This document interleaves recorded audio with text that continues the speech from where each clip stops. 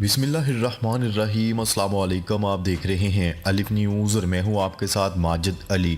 شامل کرتے ہیں آج کی ہیڈ لائنز۔ بھارتی وزیر اعظم نریندر مودی کی شہباز شریف کو پاکستان کے 24ویں وزیر اعظم بننے پر مبارکباد۔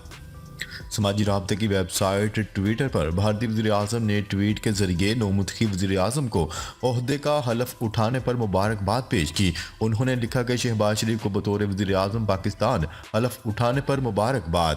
اس سے قبل ترک صدر رجب طیب ایردوان نے بھی شہباز شریف کو پاکستان کے 24ویں وزیر اعظم بننے پر نیک تمناؤں کا اظہار کیا تھا۔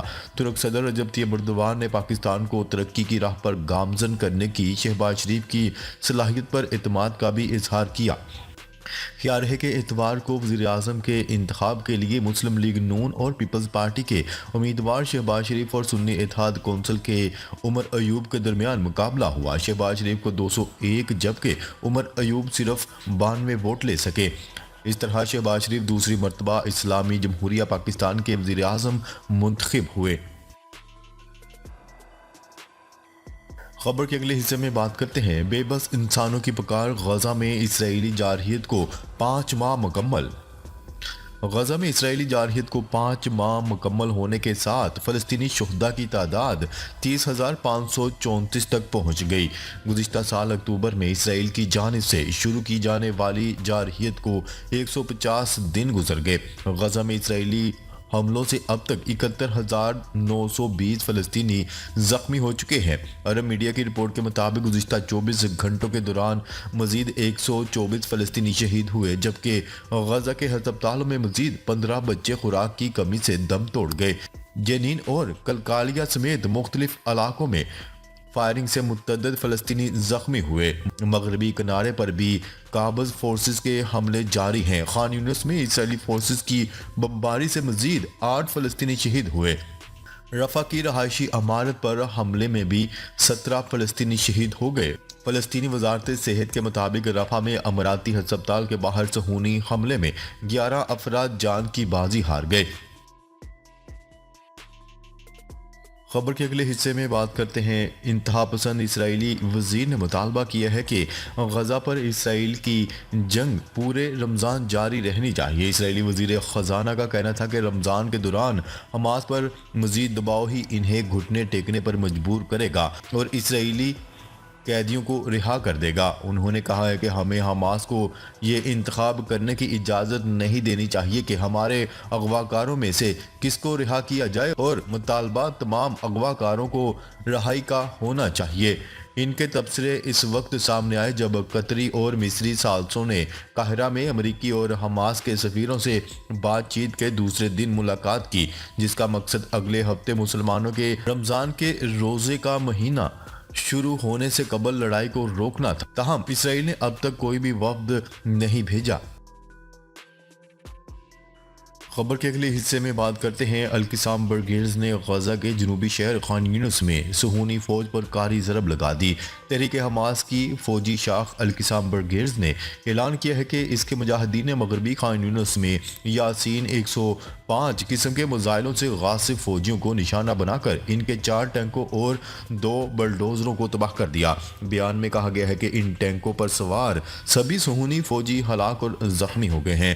فلسطینی میڈیا کے مطابق القسام برگیڈز نے اسی طرح کہا کہ غاصب فوجیوں کے ایک گروپ پر بھی جو مغربی خان یونس میں ایک گھر میں پناہ لیے ہوئے تھے، حملہ کر کے متعدد کو ہلاک اور زخمی کر دیا۔ القسام کے مجاہدین نے ایک اور کارروائی میں 2 غاصب فوجیوں کو قریب سے نشانہ بنایا۔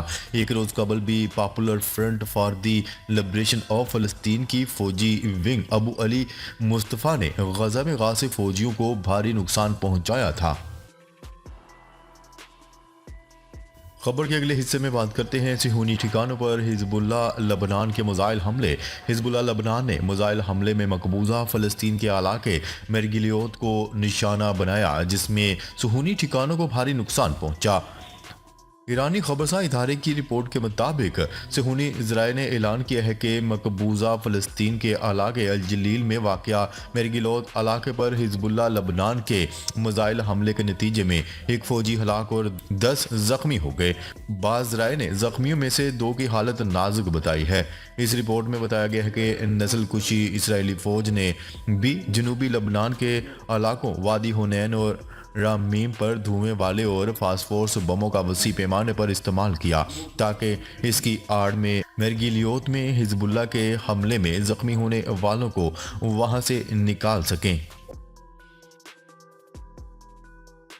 خبر کے اگلے حصے میں بات کرتے ہیں غزہ پر اسرائیل کی بربریت کا سلسلہ جاری، مزید کئی فلسطینی شہید۔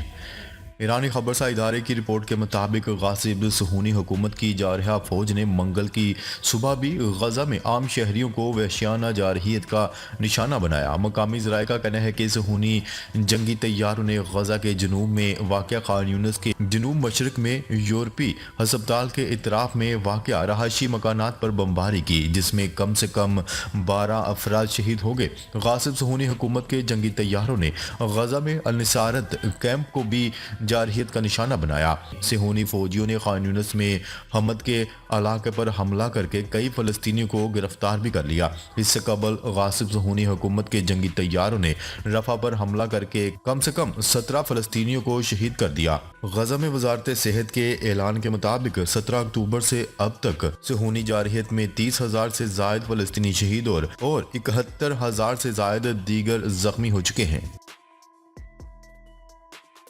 خبر کے اگلے حصے میں بات کرتے ہیں امریکی سپریم کورٹ نے ماتحت عدالت کا فیصلہ کالعدم قرار دیتے ہوئے ڈونلڈ ٹرمپ کو ریاست کولوراڈو میں صدارتی انتخابات کے لیے پرائمری بیلٹنگ میں حصہ لینے کا اہل قرار دے دیا۔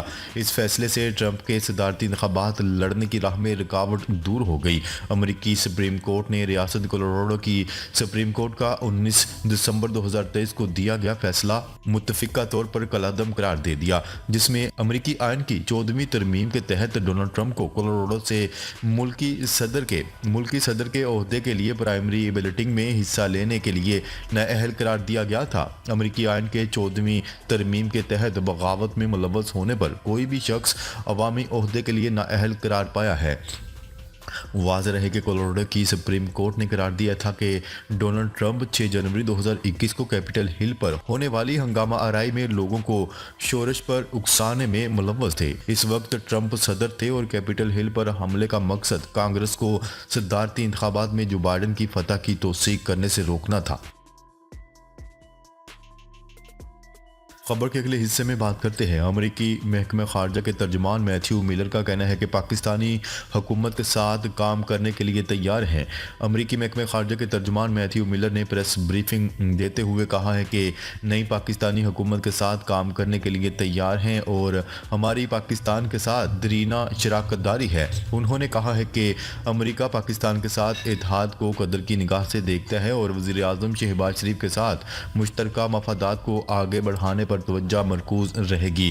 میتھیو میلر کا کہنا تھا کہ خوشحال اور جمہوری پاکستان کو امریکہ اور پاکستان کے مفاد کے لیے اہم سمجھتے ہیں، جبکہ مریم نواز کا وزیر اعلیٰ کا انتخاب پاکستان کی سیاست میں سنگ میل ہے۔